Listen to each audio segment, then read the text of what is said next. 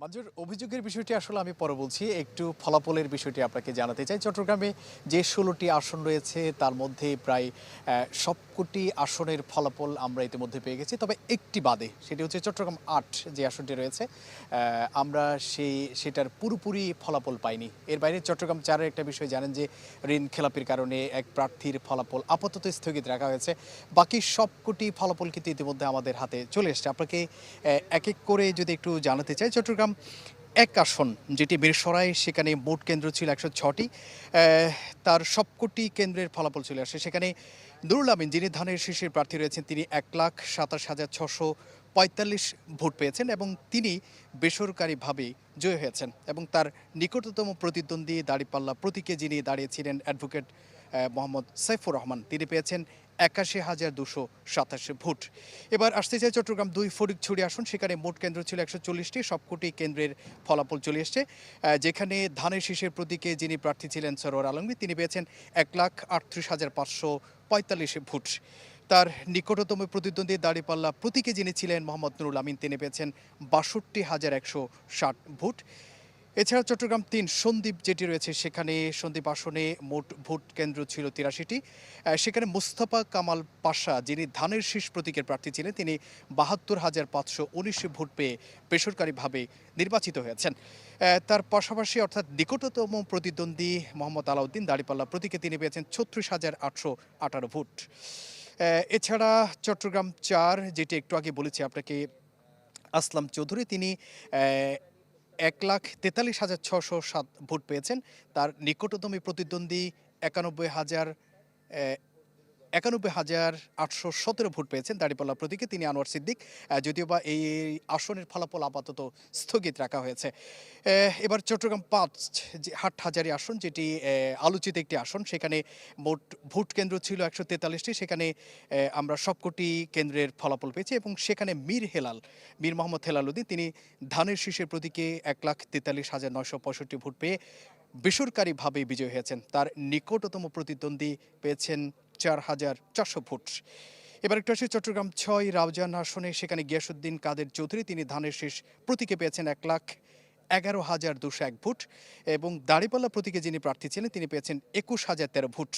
এবং মোহাম্মদ ইলিয়াস নুরি মোমবাতি প্রতীকে তিনি পেয়েছেন ২৬,৬৯৬ ভোট। চট্টগ্রাম ৭ রাঙ্গুনি আসন, যেখানে মোট ভোটার ছিল ৩,১৯,০৮০ জন।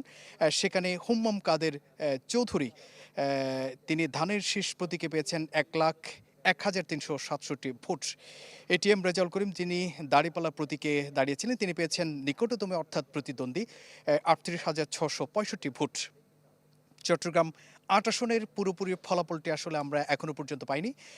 অর্থাৎ চাঁদগাঁও বোয়ালখালী যে আসনটি রয়েছে, সেখানে মোট কেন্দ্র ছিল ১৭৯টি। আমরা ৮২টি কেন্দ্রের ফলাফল পেয়েছি।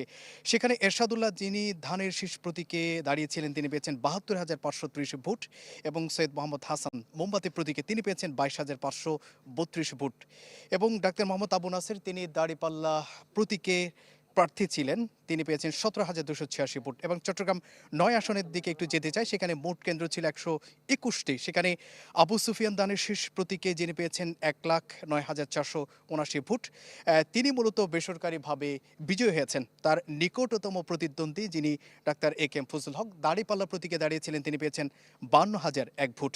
এবার চট্টগ্রাম ১০ আসনে যেতে চাই, সেখানে সাইদ আল নোমার ধানের শীষের প্রতীকে যিনি ছিলেন, ১,২১,৩৭৪ ভোট পেয়ে তিনি জয়ী হয়েছেন। এবং চট্টগ্রাম ১১ বন্দর আসনে আমির খসরু মাহমুদ চৌধুরী, যিনি বিএনপির স্থায়ী কমিটির সদস্য, তিনি ১,১৫,০২১ ভোট পেয়ে জয়ী হয়েছেন। চট্টগ্রাম ১২ পটিয়াতে জয়ী হয়েছেন এনামুল হক ধানের শীষের প্রতীকের। এবং চট্টগ্রাম ১৩ আনোয়ারা কর্ণফুলী আসনে সরোয়ার জামান লিজাম ধানের শীষ প্রতীকে ১,২৫,৪৬০ ভোট পেয়ে জয়ী হয়েছেন। চট্টগ্রাম ১৪ একেবারে শেষের দিকে চলে এসেছি আমরা, জসিমউদ্দিন আহমেদ ধানের শীষ প্রতীকে ৭৬,৪৯৩ ভোট পেয়ে জয়ী হয়েছেন।